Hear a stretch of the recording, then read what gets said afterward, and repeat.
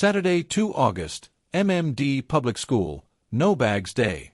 Teachers and students, it's an honor to be here today as a host for this No Bags Day celebration. I'm Becky from 10th Standard and she is my co-host Pallavi. We welcome this amazing audience to this super amazing event. We are so thrilled to see such a wonderful turnout today, and we have a fantastic program lined up for all we have the performances, speeches and more all designed to showcase this talent and hard work of all students.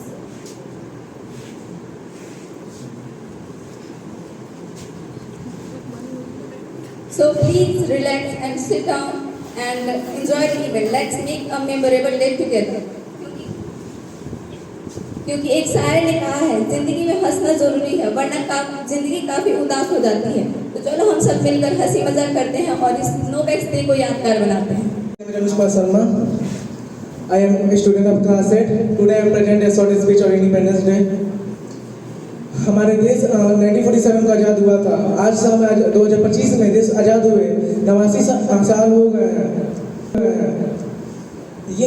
ये बस ये तारीख कोई आम तारीख नहीं है।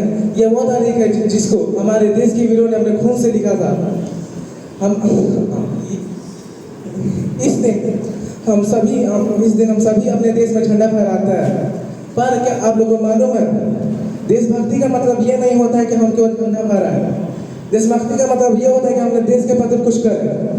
जैसे कि अभी मैं नहीं मानता कि अगर एक दो दिन हम झंडा फहरा देंगे तो इसका मतलब देशभक्त है। उसे देशभक्त कहने का हक नहीं है। देशभक्त असली वो है जो अपने देश के प्रति अपना कुर्बानी दे सकता है।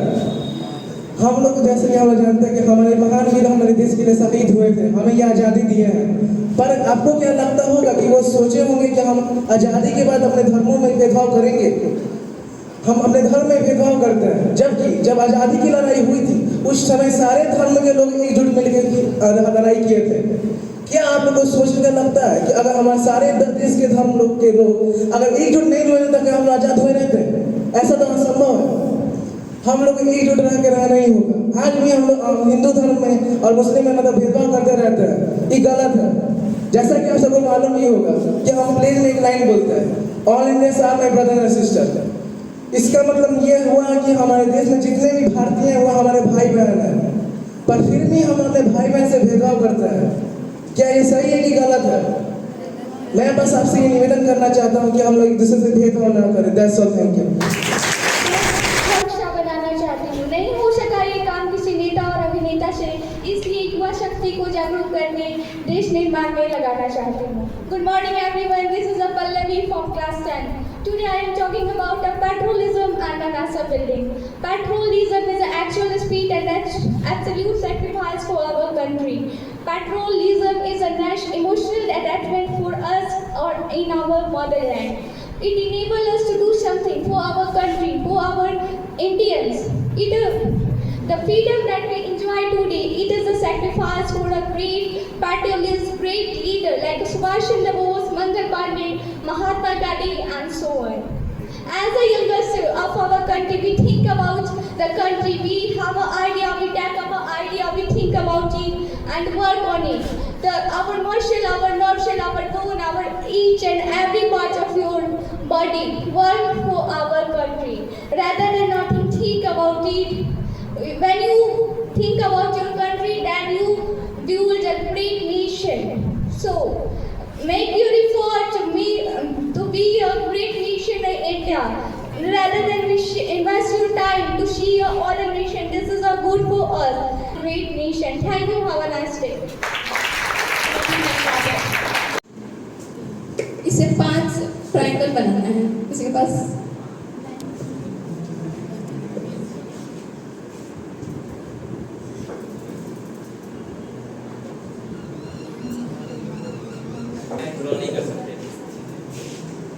और किसी को पता है? आइए।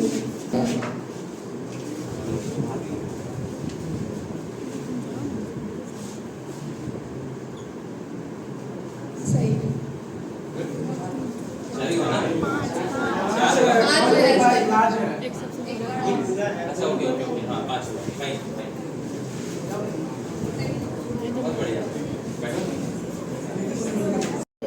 इस देश की शान है, इसलिए मेरा भारत महान है। सुप्रभात दोस्तों, मैं की छात्र आप सभी के समक्ष अपने भारत देश की एकता पर कुछ कहना चाहूँगी। अगर इसमें कोई भूल चूक हो तो मुझे क्षमा करने का प्रयास करूँगी।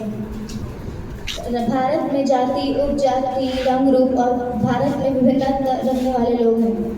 भारत की विशेषता उसकी अनेकता में एकता होना। भारत की दंगों, संप्रदाय झगड़ों को बचाने के लिए भारत की एकता का होना अति आवश्यक है। 31 अक्टूबर को मोदी जी के द्वारा सरदार वल्लभ भाई पटेल जी की जयंती पर एक राष्ट्रीय एकता दिवस मनाने की घोषणा की गई।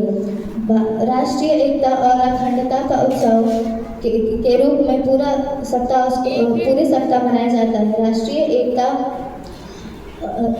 एकता को बनाए रखने के लिए कानून, जिसे हम संविधान भी कहते हैं, लिखा गया। वो पूरी नीति और अधिकारों के बारे में लिखा गया है। अंत में मैं एक शायरी प्रस्तुत करने पर अपने भाषण को समाप्त करना चाहूँगी। ना हरे में हिंदू, ना केशरी में मुसलमान चाहिए, इस तिरंगे के नीचे पूरा हिंदुस्तान चाहिए। धन्यवाद। All of you. Myself Sumant Kumar from class 9, and today I am not only to here represent a speech. I am here to present a voice that totally change our society. I will use 6 issue and 6 Indian system that totally affect on our youth. So पहला system ये जो 2-3 महीने पहले हुआ बना था, ये नीला drum. हंसने की बात नहीं है, अभी खामोशी में छा जाएगी। आपने आए दिन जो ये नीला ड्रम का जो हुआ बनाया था, काफ़ी सारे बॉयज बोल रहे थे नीला ड्रम।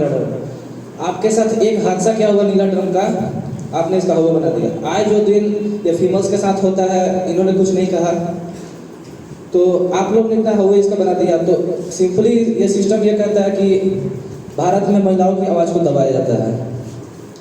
तो नीला ड्रम मतलब उतना नहीं था, लेकिन जो आए दिन जो महिलाओं के साथ इन्हें जला दिया जाता है, कुछ नहीं कहते। System number 2, Beti Bachao Beti Padhao. Simply ये थीम आया था जब लड़कियां अनसेफ थी फीमेल्स, तो इस हिसाब से तो अब ये बेटा बचाओ बेटा थीम भी आना चाहिए। क्योंकि हाल ही में मुंबई में एक युवक शाम को घर लौटते समय 4 लड़कियों ने मिलकर उसका मर्डर कर दिया। तो इस हादसे से हमें ये पता चलता है कि हम ऐसे देश में रहते हैं जहाँ सेफ्टी के नाम पे 0% है और टैक्स भर के लिया जाता है। तो मैं ये सिस्टम चेंज करने की बात नहीं कर रहा हूँ, मैं कर रहा हूँ कि हम एक ऐसे देश में रहते हैं जहाँ सेफ्टी के नाम पे 0 है। तो थीम ये बदलना नहीं चाहिए, रहना चाहिए, लेकिन बेटों को भी बचाना चाहिए सिंपली। और 3rd सिस्टम है यहाँ पे इक्वल राइट्स। हम ऐसे देश में रहते हैं जहाँ इक्वल राइट्स मांगना एक गुनाह है। हाल ही में परसों की बात है, दिल्ली में SSC का प्रोटेस्ट चल रहा था, जहाँ पे यूट्यूब पे पढ़ाने वाले कुछ टीचर्स थे और कुछ स्टूडेंट अपनी राइट्स की मांग कर रहे थे। उसमें लाठीचार्ज भी किए गए और कितने टीचर्स जेल भी गए हैं। तो हम ऐसे देश में रहते हैं जहाँ हमें राइट्स मांगना एक गुनाह है। और ये मैं इसलिए बात कर रहा हूँ कि हमें सुनने में मिलता है कि लड़कियाँ हर क्षेत्र में आगे निकल रही हैं लड़कों से। मेरा सवाल है, क्यों नहीं निकलेंगी? रिजर्वेशन इतना ज़्यादा मिल जाता है इन लोगों की, पढ़ने की उतनी ज़रूरत नहीं पड़ता। हाल ही में बिहार में 35% जॉब पर रिजर्वेशन मिला है। क्या हम लड़कों का उस पर अधिकार नहीं है रिजर्वेशन पे? नहीं है, पढ़ना पड़ेगा। ये भारत देश है, ठीक है। और system number 4, Indian schooling system, सबसे खराब सिस्टम। क्योंकि इंडिया में 50% से ज़्यादा स्कूल नहीं, फैक्ट्री है जहाँ सब गधे मैन्युफैक्चर होते हैं। और स्किल के नाम पर मैं कहना चाहता हूँ कि स्किल है तो आप दुनिया आपके कदमों में है। क्यों? मार्क्स आपके मतलब मायने ही नहीं रखते हैं। मैं 3 ऐसे महापुरुष का नाम बताने वाला हूँ जो स्किल्स के नाम पर आज पूरे भारत में जाने जाते हैं, वर्ल्ड क्रिकेट में नाम जाने जाते हैं। जैसे पहला नाम है रोहित शर्मा, जो कॉलेज ड्रॉप आउट, मार्क्स 0 और स्किल 100% स्किल के दम पे। और दूसरे हैं Virat Kohli, 12th fail. 3rd है सचिन तेंदुलकर, 10th फेल। तो इनके पास मार्क्स तो नहीं थे, लेकिन स्किल था तो दुनिया इनके कदमों में है। Here I am Aswat in front of you all from class 10. Today I feel honored to speak on the topic that connects with minds and heart, that is, education as a tool of patriotism. When we hear the word patriotism, we often think of soldiers, flags and freedom fighters, but true patriotism is not only about fighting and wars. It is also about building the nation with knowledge, honesty and hard work. That's why education is the strongest form of patriotism. It teaches us to know our rights. It teaches us to know our rights, helping others and serving the country in the best way. It teaches us to know our rights, serving the country in the best way. Without education, we are like birds without We can't fly high because true patriots make the country diverse with books, not with guns or weapons. Mahatma Gandhi, who fought the British not with guns but with truth and non-violence. Dr. B.R. Ambedkar, the father of Constitution, strongly believed in education. They proved that real strength lies in knowledge, not in anger. When a children become a doctor, teacher, engineer, etc., they don't just earn money. They improve the country economic condition. So you don't have to wear a uniform to improve the country. Sometimes a school bag is enough. Education remove poverty, social issues, etc. But it gives also the power to ask a question and stand with injustice and to lead change. Let us remember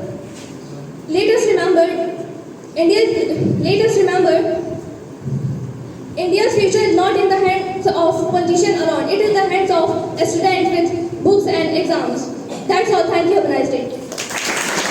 Yellow lorry, red lorry, yellow lorry, red lorry.